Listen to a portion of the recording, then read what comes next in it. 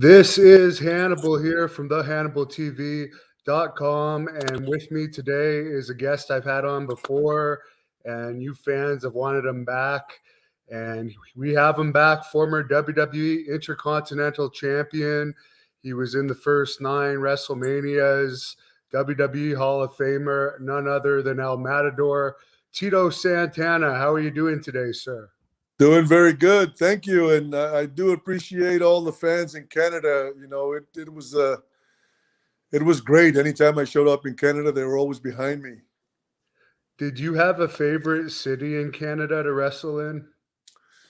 I would say probably Toronto was my favorite city in Canada. You know, it was consistent, and I had so many great matches there. You know, like everywhere else, but Toronto was a nice town. I really enjoyed the people there.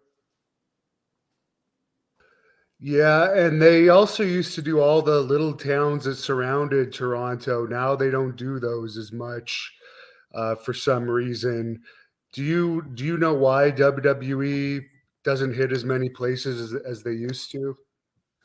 I have no idea. My understanding is they're having a hard time drawing fans to their shows. You know, yourself, the product is not as good as it used to be. It's a different business. You know, the fans, during Hulkamania era and then Stone Cold and The Rock. I mean, the fans used to mob the arenas, and they're having a hard time, getting a crowd. You were a big star during the mid 80s when it probably had its biggest boom ever with Hulk Hogan leading the way, and you would often headline the B shows. What year do you think would have been your most successful year as far as having large crowds and making good money off of the gates? Well, Greg the Hammer Valentine and I had the longest feud in the history of the WWF, and we were the main event in a lot of the big shows. Madison Square Garden, Baltimore, Toronto, everywhere. Not only with Greg, but with Randy Macho Man without Hulk Hogan. So I was in a lot of the B shows back then. The WWE or WWF used to have 3 shows a night, uh, and everybody wanted to be in Hulk Hogan's shows. But then after a while, we would meet up with Hogan, and he would say, "Man, I heard you guys showed up, sold out Detroit. I heard you sold out." Pretty much we sold out every arena in the country and in Canada without Hogan being on the card. Yeah, that was pretty impressive back in those days that they would have 3 shows a night, and usually all 3 shows would be sold out for a while there in the mid 80s. Yeah, we'd get to the arenas, and it was like going to a theme park. The fans would be circled around the arena, uh, kind of like they would circle the people trying to get into some popular rides, and they'd be 20,000 people inside, and we'd be turning away 20,000 people. It was an era of a few years. It lasted for quite a while, where the WWF was hot. We had the cartoon, we had so many stars. I just happened to be one of them. But anybody that you would name, we were all big time pros, and we were all very knowledgeable, and the psychology of the match, and it was fun. Did you ever have any problems resisting the temptations of the road? So many of your fellow wrestlers your age have already passed away, but it seems like your name usually isn't involved in those partying stories that we hear about from those years. Uh, I I, uh, I never got involved with the drugs. I used to and I'm not going to mention any names, but I used to ask some of my friends, God, you got to take it easy on this, and then they would say, "Don't worry, I got it under control."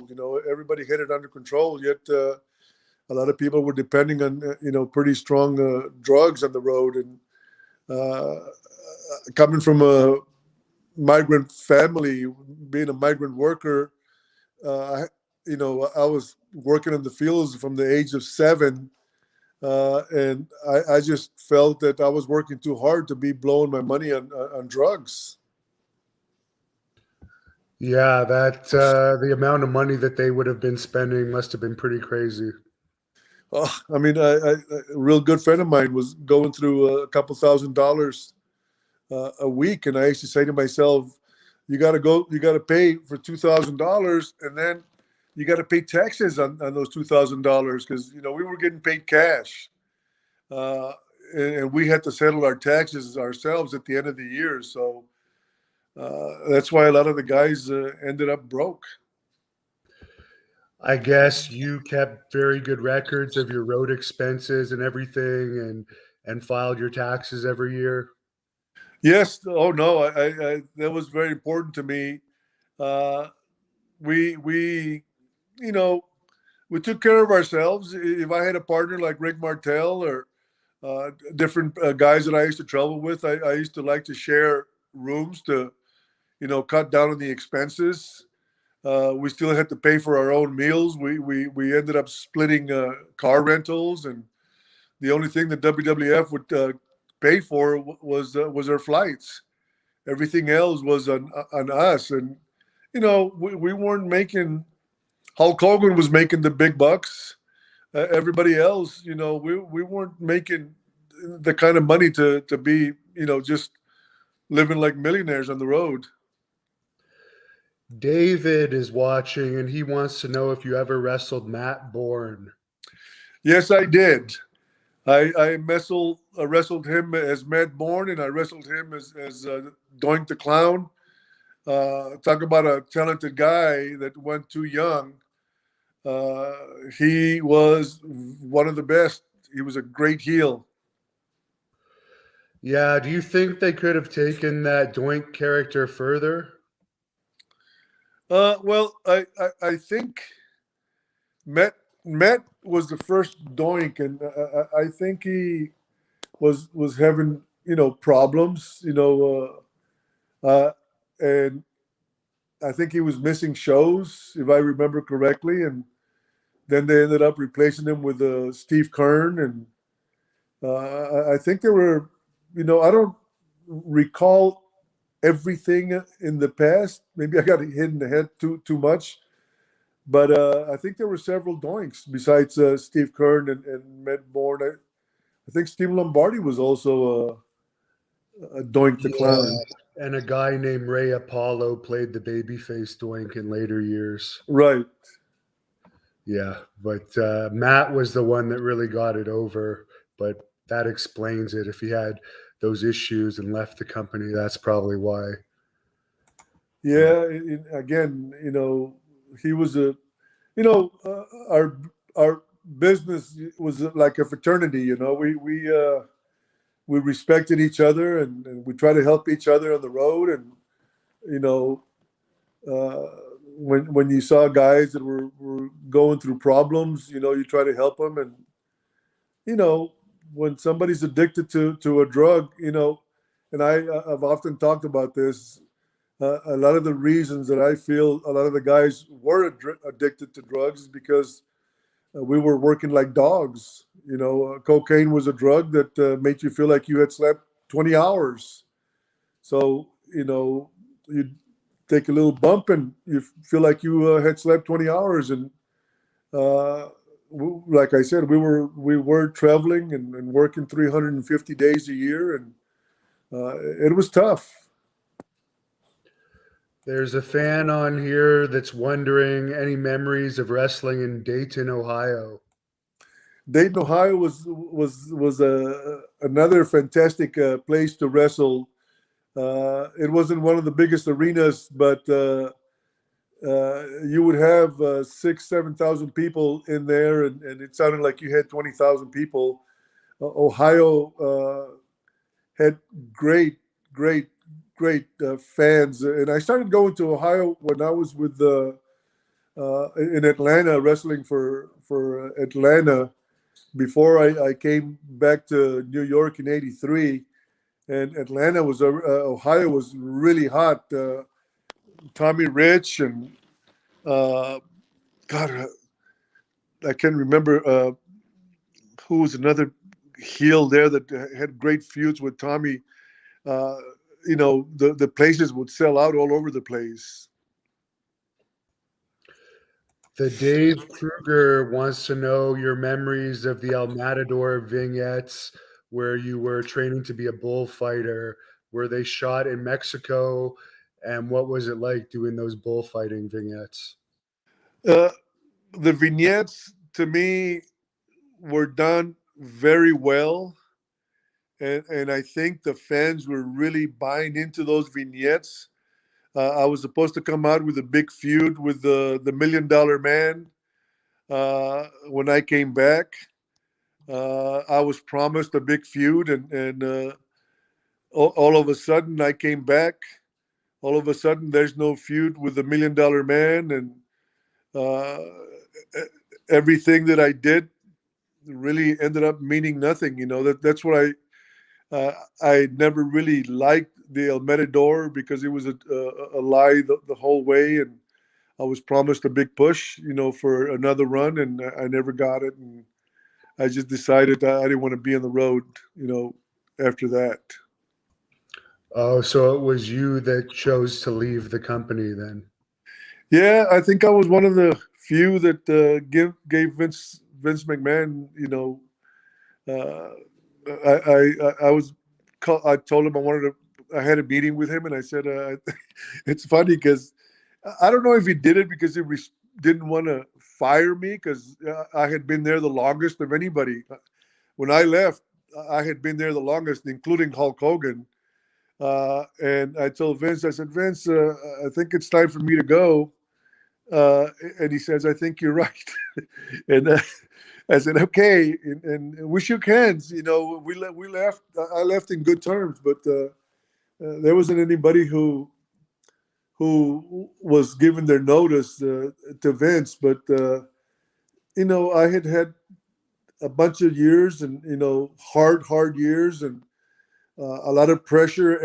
After every WrestleMania, there was wrestlers getting fired, and I knew that they were not doing much to me, and I just didn't want to be around uh, doing jobs for everybody else. Everybody did jobs for everybody else. Everybody put people over. A lot of people put me over. So whenever I was asked to put somebody over, God, who put me over? There was I beat a lot of guys, and well, who am I supposed to say? No, all of a sudden I'm better than the other guys. So for me, it was just a business. But I just got to the point. I'm not going to go around being away from home and traveling like a dog and just making ends meet. Yeah, because you weren't paid salary back then like they are today. You were paid based on the house, and I guess in those 93 years, the houses weren't always great for the house shows. Uh, no, not there at the end. There at the end, you know, you're right. The houses weren't as good. Uh, a lot of times you'd end up working 7 days a week and maybe end up clearing $500 or $600, especially if you didn't save your, if you didn't split rooms and split travel, and uh, we still had the same expenses as we did when we were making the pretty good money when the houses were all sold out. So it just I looked around and I just said, to me it's not worth what I'm left with. It's not worth the stress that you have to go through, you know flying to a different city every day, getting a cab, getting a hotel room, getting your workouts in, because the workouts were very important to keep your body healthy. So it just got to the point where enough was enough for me. Darshell wants to know if you ever wrestled Pedro Morales in your career. I never wrestled against him. Him and I teamed up quite a few times towards the end of his career. Talk about somebody who had knowledge about the business, the psychology that he had that I learned just talking to him about the business, going up and down the roads. We would, when I traveled with him, we'd share rooms, and he was a great guy, and he he always used to tell me, I can't believe, with so many Hispanics all over the world, every big city has tons and tons of Hispanics. He said that they should be doing more. Vince should be doing more with you. He couldn't believe that Vince didn't take advantage of and give me a bigger push. I think we discussed this the last time. Uh, to, there was a time when they were considering me to take the belt, but it didn't happen. Yeah, I recall it was between you and Bret Hart, and for whatever reason, they went with Bret. Well, uh, I think like Pat Patterson had been telling me that we were going to go into South America and Central America and Mexico and Spain. That's when they were considering me. That's when I ended up beating The Undertaker in Barcelona, Spain. I was getting wins over everybody, and I had been in the territory, so I knew when they were priming somebody. So I had heard the buzz, and I was just going along. And then I think the value of the peso was so bad. I believe that's one of the reasons that Vince decided not to go into South America and Central America and Mexico, full speed ahead. And you know that's when they went to Bret Hart. But it wasn't only Bret Hart. It was uh, the $1 million man, Ted DiBiase. I found out later that Pat Patterson went and told him, Ted, it was between you and Bret. I'm sorry, but we went with Bret. That's what he told me. And I think there was a couple of other guys that Pat told it was between you and this guy, you and Bret, and we went with Bret. So you know, a lot of bullshit in the business. How was your relationship with Pat Patterson? uh, I, I I had a good relationship with him. It was strictly business. I maybe that was one of the reasons I didn't get too close to the the guys who were running the shows like Pat Patterson or Vince, or I wouldn't hang out and party with them. And I think it's what they wanted. They wanted guys to party with them. And I just it was a business relationship. I respected him, and they respected me, and uh, that was about it. Did you have a favorite agent to work with? I know it's not like today where they have the quote unquote producers going through the matches step by step with all the talent, but when you had to have an agent in charge of your match, was there anyone in particular you liked? I I, I don't know if you remember everybody. So Chief Jay Strongbow. I think that he was a brilliant guy. He would always add the little things to finishes to make the match work. Chief Jay Strongbow was not an easy guy to get along with.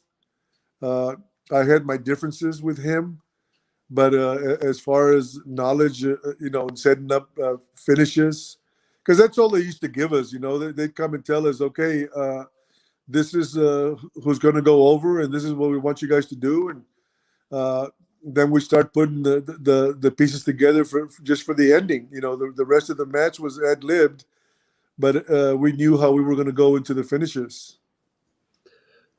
Mitch would like to know if you have any road stories you could share about Rick Martel. Well, Rick Martel was, again, when we traveled together, he was a very easy guy to get along with. We had a lot in common. He didn't party like I didn't party, but I do remember one time we were in Michigan.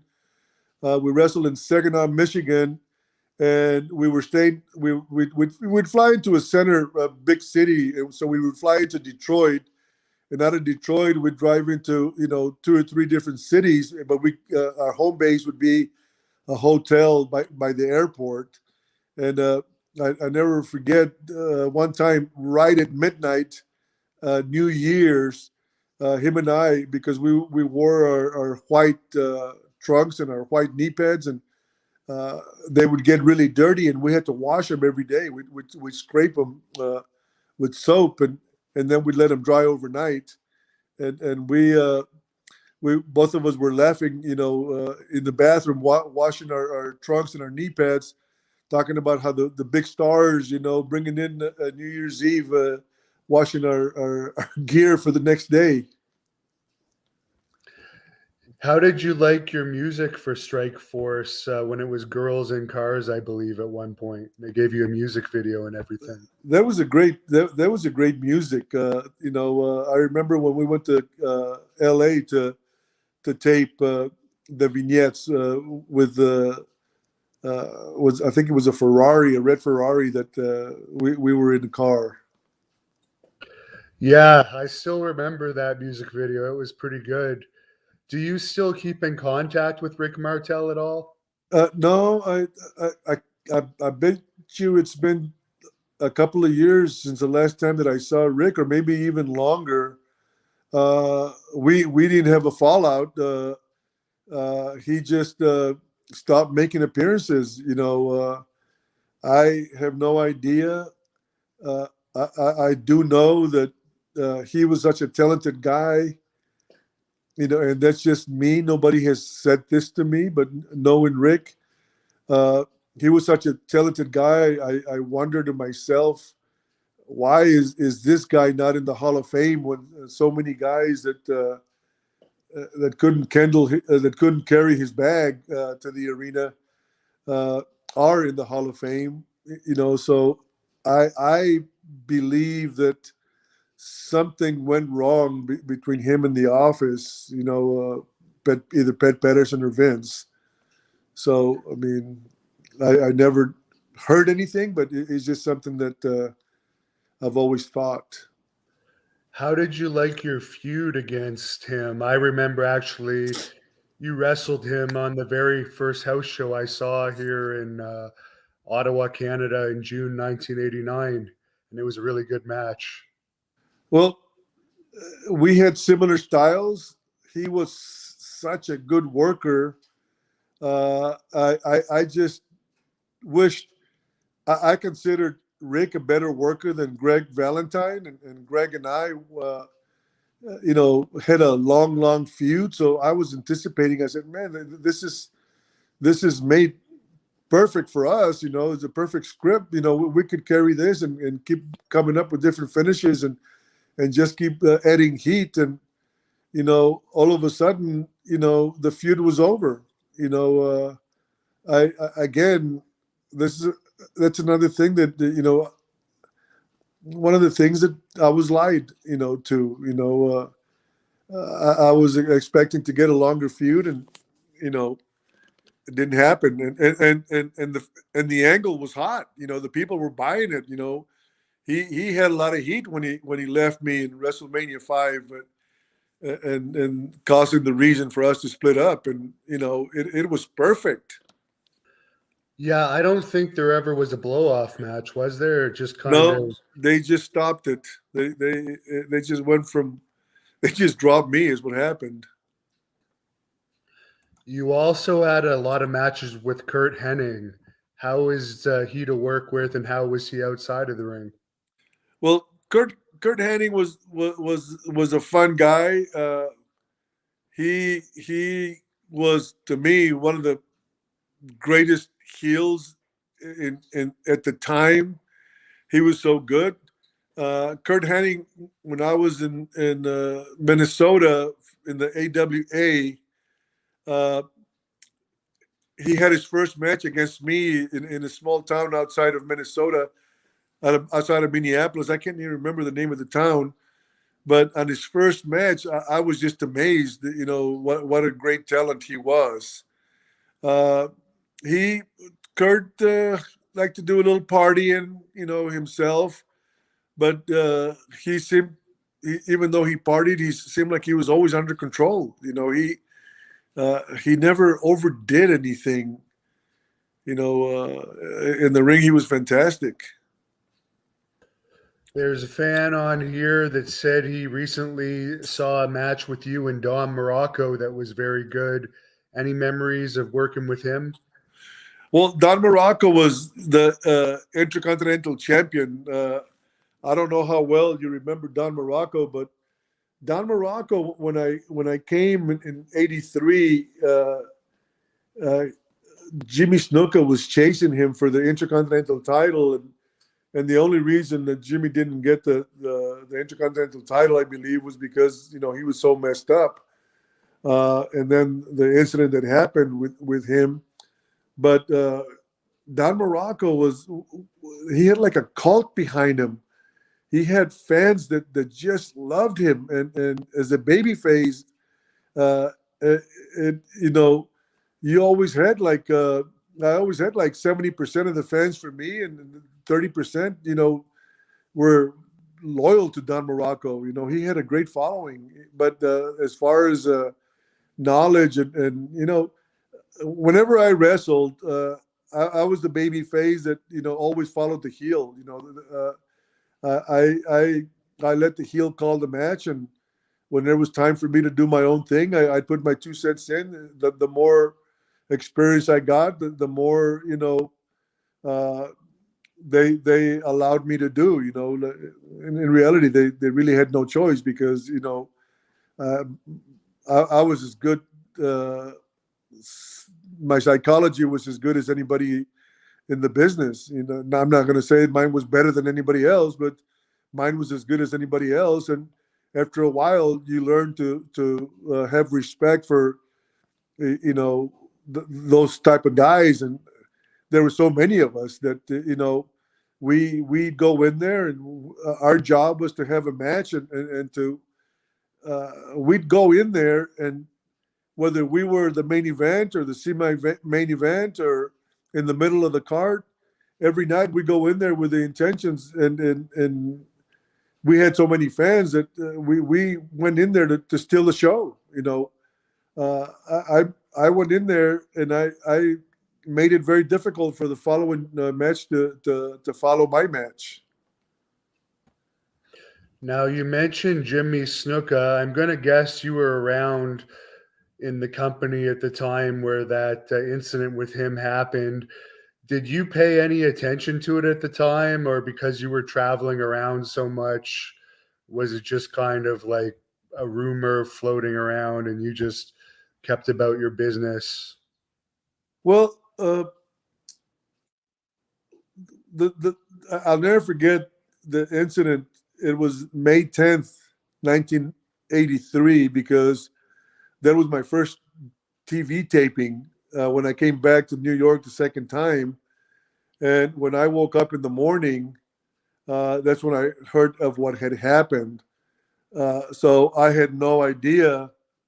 I had never been in the territory with Jimmy Snuka, so I didn't know Jimmy, and I didn't. I had no idea what their relationship was like. I just knew that something happened, and uh, wrestlers just didn't talk about it. You know, it wasn't something that was talked in the locker room. You know, this happened, that happened. So it was hushed, hushed. You know, very few people know what really happened, and I don't know who those people are because I don't know who you know who was with him, or you know, it just wasn't talked about. Yeah, it seems like now with wrestlers, they'll bring even more attention onto an incident like that rather than in the past they would just kind of like ignore it if it had to do with one of the boys. It would just kind of be glossed over. So I don't know if it's better or worse the way it is now, but it seems like the wrestlers were more protective of each other back then. Yeah, I like to be honest with you. I have no idea what I know. Uh, it was a lot. The dressing room was a lot more relaxed.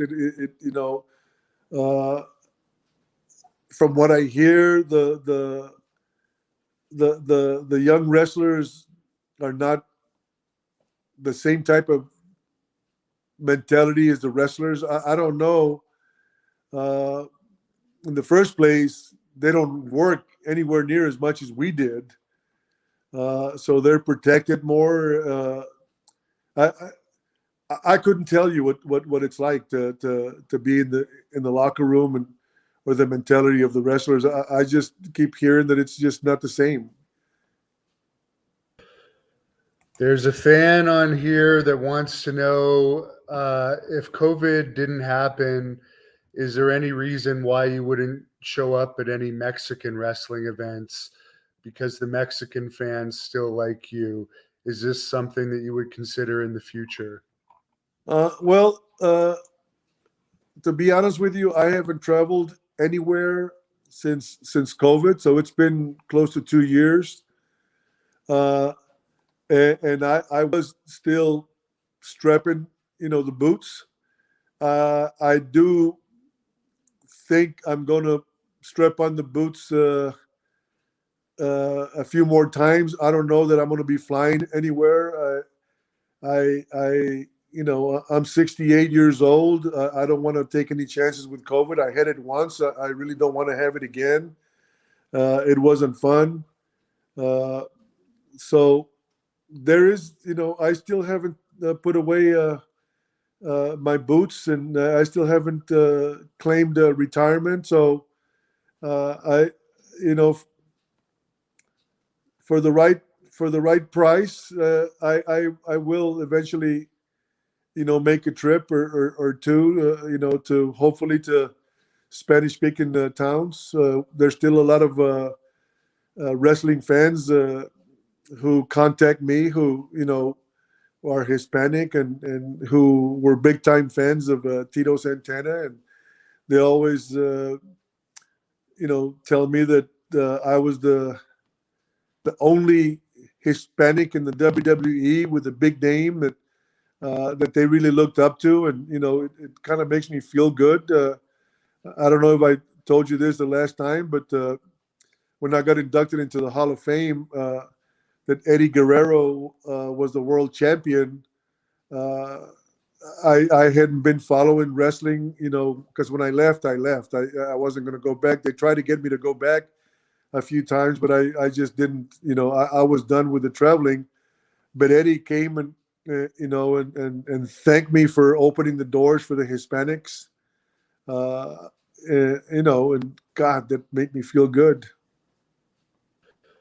There's a fan on here that would like to know if you have any stories about Andre the Giant.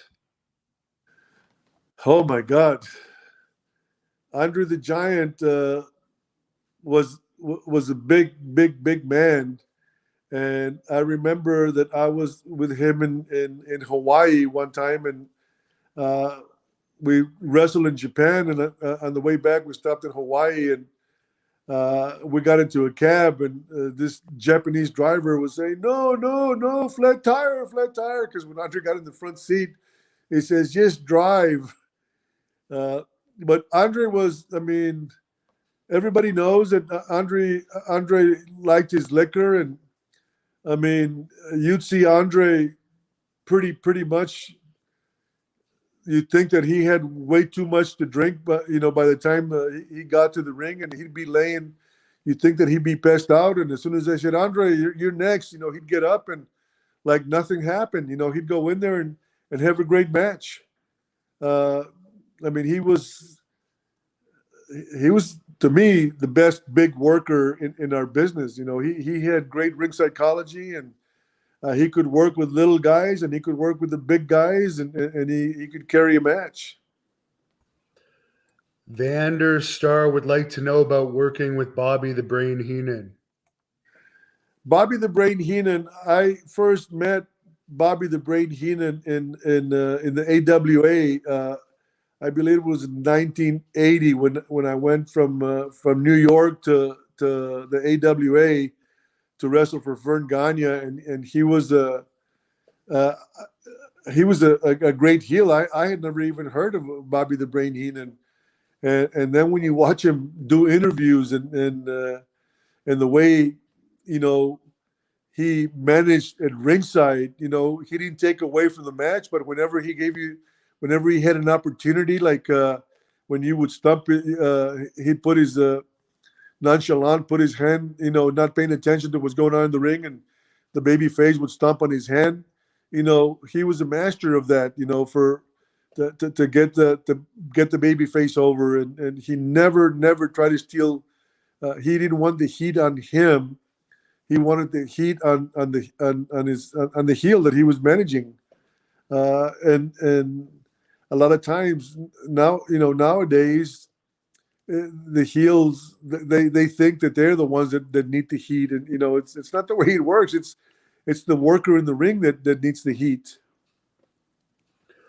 Roger F would like to know your opinion of Mil Mascaras. Uh, Mil, I met Mil. I started wrestling in 1977, and in San Antonio, Texas, for Tully Blanchard, his father.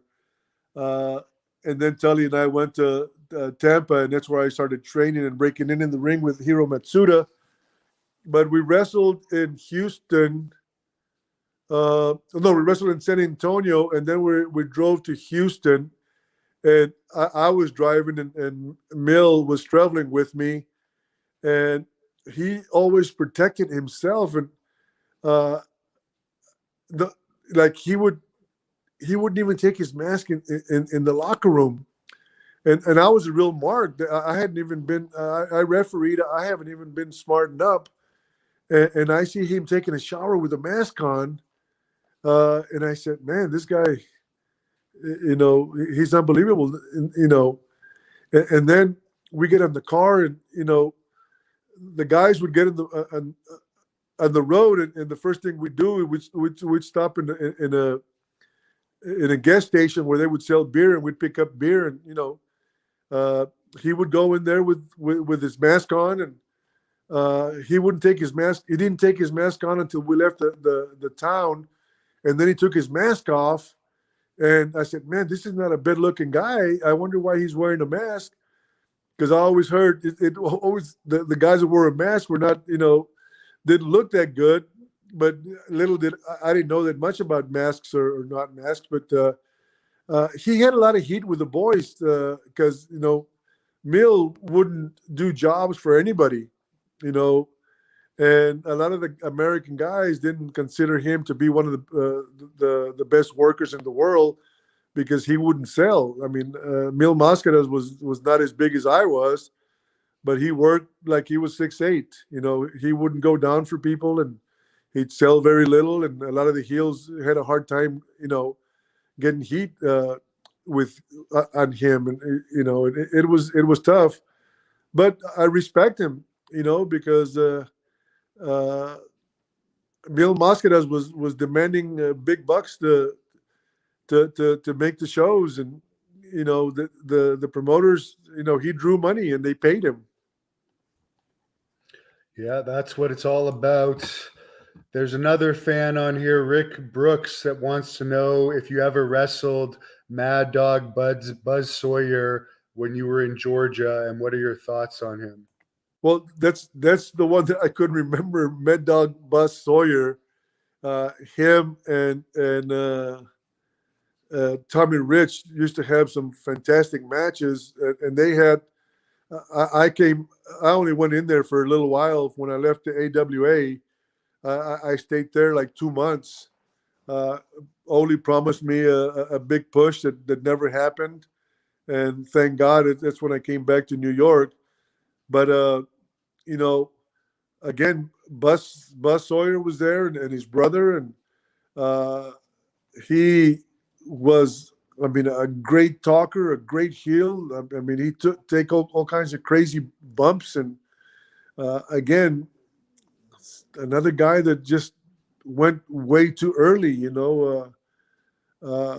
never partied with him, and but I do know that I know he used to be, he used to like to party hard, and he went pretty young. How did you get along with the Ultimate Warrior backstage? What was that? How did you get along with the Ultimate Warrior backstage? Well, it was funny because when the Ultimate Warrior first came to New York, he was pretty green. He came in as the Dingo Warrior, I think, was what they were calling him before he got all the paint and stuff. And I mean, he was wide open for any advice, and teaching him how to work.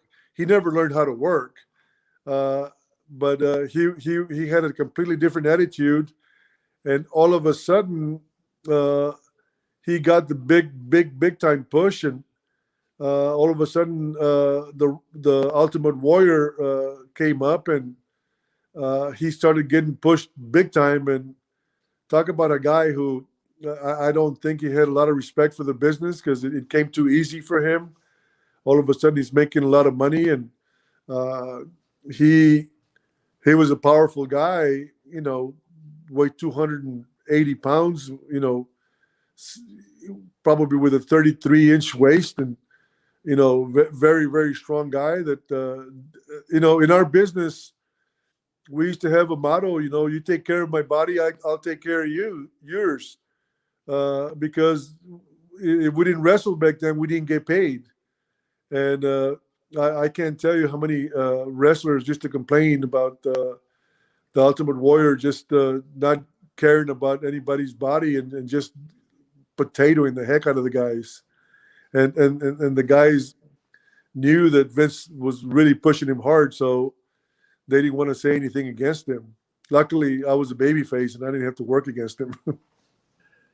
Yeah, I remember you teamed with him at least once. So that Survivor Series, back when they had the final match of Survival at Survivor Series 1990, I think it was. Yes, that was. I mean, the the two hottest guys to me at the time in professional wrestling, and all of professional, was Hulk Hogan and the Ultimate Warrior. I think by that time the Ultimate Warrior had overtaken Hulk. He was selling more merchandise than Hulk was, and he was over like $1 million. And for me to end up uh, in a six man with those two guys, I mean, God, that to me that was the ultimate. That was the something very very special in my career to be teamed up with them. Yeah, and a lot of people say that is the greatest Survivor Series of all time, still. And you were also the first entrant ever in the Royal Rumble with Bret Hart, and you've been in about, I think, six Royal Rumbles. Any memories of that and thoughts on being the first ever entrant? Well, there again, being in there with Bret Hart, me and Bret were really good workers, and again, there was psychology where you had to go in there, and it was going to be. I don't know how often the guys would get. I think every minute a new guy would come in.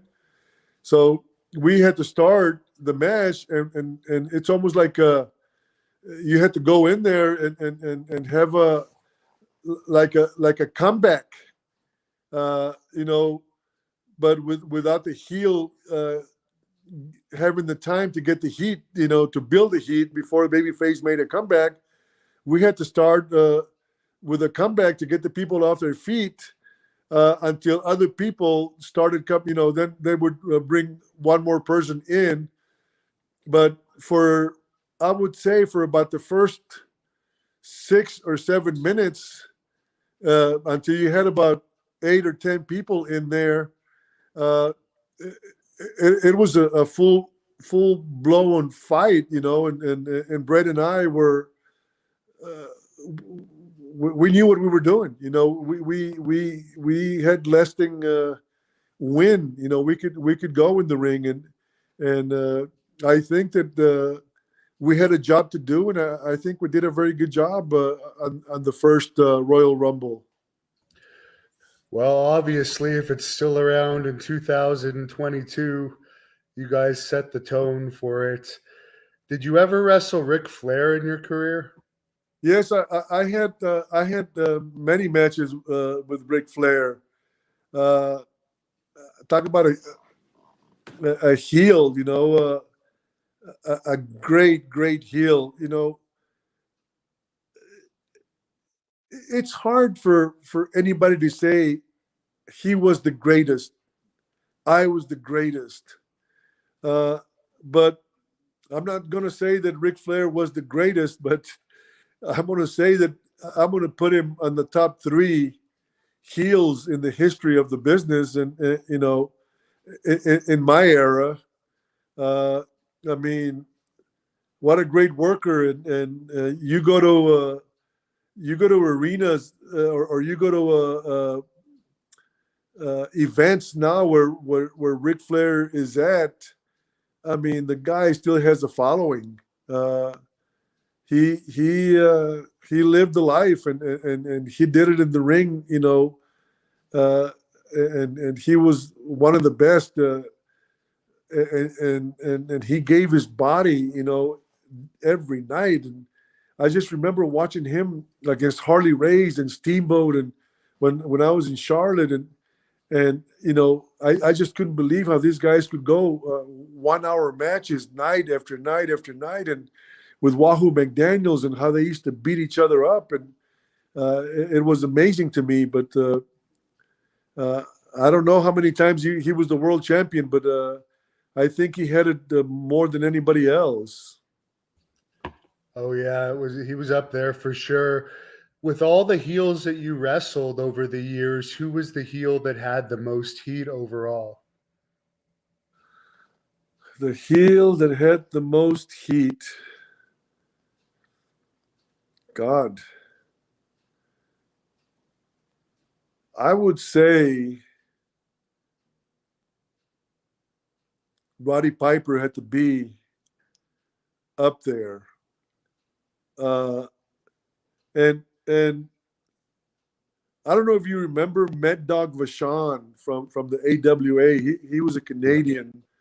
And Mad Dog Vachon used to say to me, uh, the the ring work is 10%, the interviews is 90%. And I know that you are a student of our business, and it was the interviews that sold the tickets, not what you did in the ring.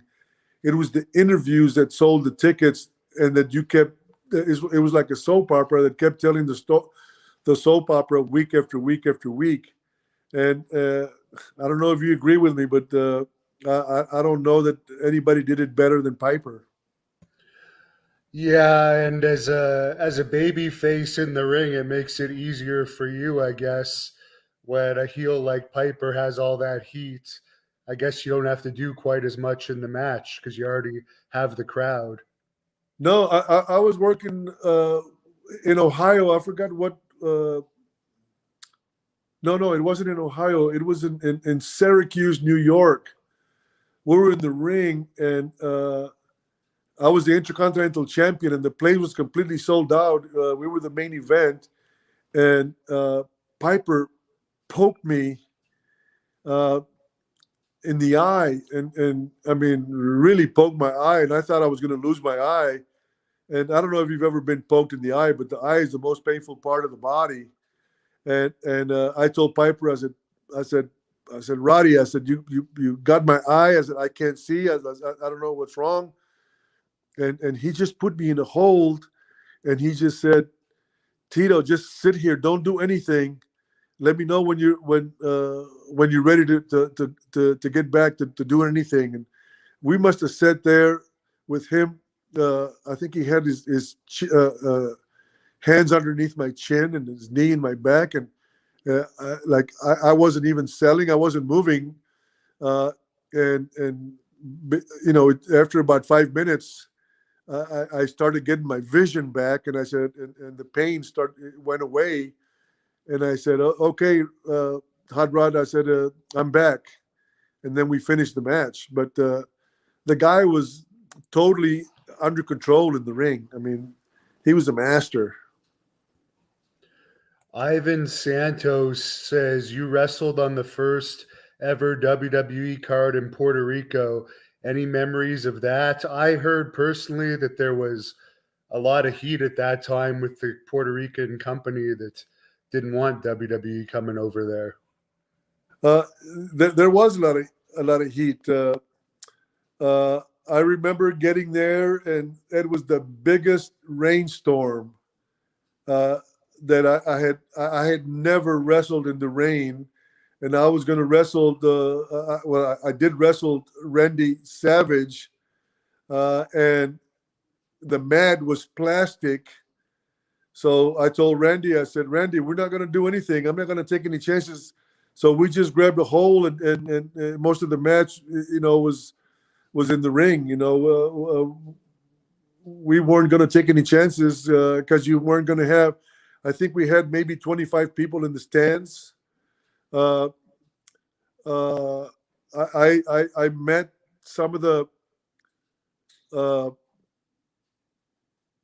Puerto Rican wrestlers because they were friends in the arena, and I told them, guys, we're just employees. The only reason we're not here, the only reason we're here is because Vince told us, booked us here, and we have no choice. We either show up and keep our jobs or stay home and get fired.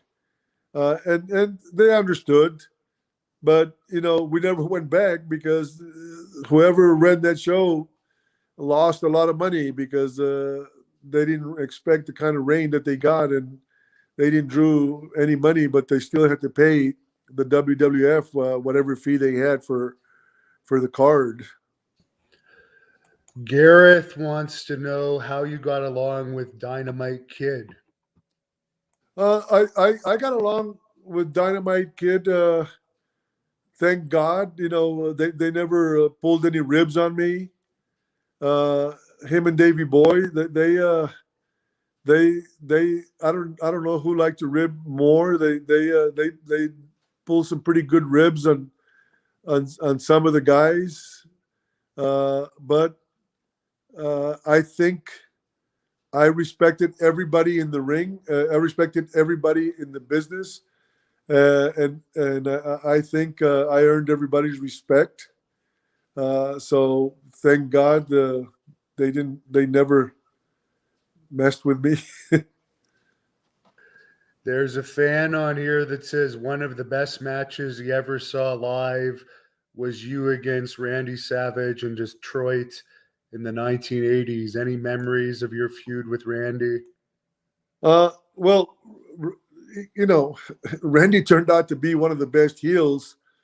Uh, when Randy came into the territory, Randy came in uh, not being a big league wrestler, did not have the gimmick. And before he got Elizabeth to manage him, uh, Randy, we'd go out in the ring and wrestle. I remember wrestling him, and it was in Detroit, but I think it was before Elizabeth. And I let Randy call the match, and I threw like 8 drop kicks. Randy came from the South, where a lot of high spots were used in that territory. It was a wrestling territory. And after the match, I told Randy, I said, Randy, I let you call the match, and if you notice, we didn't get any response. I said, I threw more drop kicks tonight than I've thrown in a year here. I said, the fans in the WWF, they like a little bit of wrestling, and they like a fight. they want to see that you are angry at each other in the ring, and they want to see a fight. And let me tell you, it didn't take him long before Randy became one of the best. I mean, he picked it up. But, in my opinion, Elizabeth, to me, was responsible for Randy getting over as much. The part that she played as his manager, and the role, how he did it, how he handled it, and then what he did in the ring, how his work improved drastically, quickly in the ring. He became one of the best that ever went through the WWF. Oh, without a doubt. There's another fan on here that wants to know if you have any memories of George the Animal Steel. George the Animal Steel was a great, great wrestler. He was a football coach somewhere in Detroit. So he was a teacher. And when I came into New York, George was leaving to go back. He would only wrestle in the summers, and he was going back to coaching, to teaching. And he told Vince that he wanted to work with me, and I worked with him all around the territory, day in and day out. And I was not used to uh, anybody like George. Uh, and he would say, just Tito, just let me do my stuff and just follow me. So I would just let him do his stuff and follow him. Talk about somebody who knew the gimmick that he had, who got the most out of the gimmick and those turnbuckles, and eventually ended up being one of the hottest baby faces in the WWF. Uh, but outside of the ring, I mean, he was the nicest guy in the world, and uh, he became an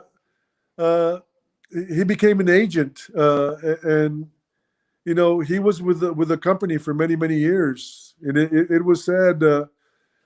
He had gotten sick before he left the WWF, and he had shown me some pictures of what he was going through, and uh, you know, it was hard to see him leave the way he did.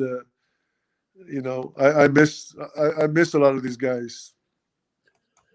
A long story short wants to know if you have a favorite Mexican soccer club. Uh, a Mexican soccer club. I am not a soccer fan because I came from Texas. I don't know the game. We didn't have it in school, but whenever they have those big tournaments on television, I forgot what they call the big tournament that they have where all the countries go against each other. Uh, The World uh, Cup, possibly. yeah, Mexico is I always pull for Mexico. And last fan question I'll ask for today.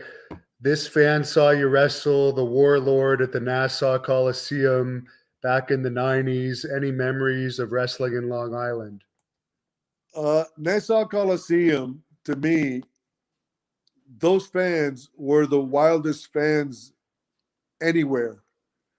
I mean, those fans, if they loved you, they were behind you, and they loved Tito Santana. Uh, Again, I wrestled against the Warlord. He was a big guy. He came into the territory. Uh, they put him with me, and uh, he did not know how to be a heel. So in the ring, I would call the spots for him because he was afraid to talk in the ring. He was afraid the fans would see him, because it's an art to be able to call a match without the fans seeing you. And then I would have him call the spot back to me, and then we would do the spot. And then I would do the next spot, call the next spot, and then he would call. And then I have him call it back to me. And the Warlord turned out to be a pretty good worker at the end. The same thing happened with the his partner. God, what was his partner's name? Barbarian. Barbarian. it took some learning for them to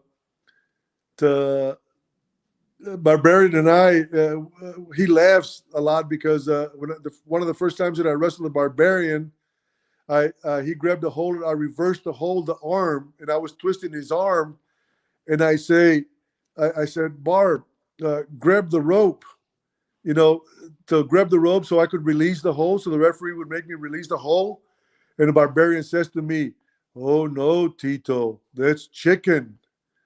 So I said, "Okay." So we went, when the match was over, we went in the dressing room, and I said, Barb, that's the whole point. You look like you could kill me, and for you to be a heel and to have to use the rope for the referee to break the hold, that would make you a coward. That's what you want, is the heel. And every time I see him now, he always laughs about that. But again, he was another one that, turned out to, both of those guys turned out to be great heels. Oh, without a doubt.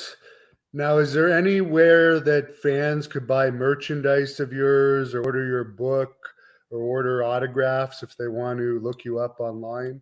They could go on Facebook, and I still have a few T-shirts, and I have books, and if they want to order, send for 8x10s, for me to sign autographs. I do it through mail, and I think on Facebook I'm on my real name, Merced Solis.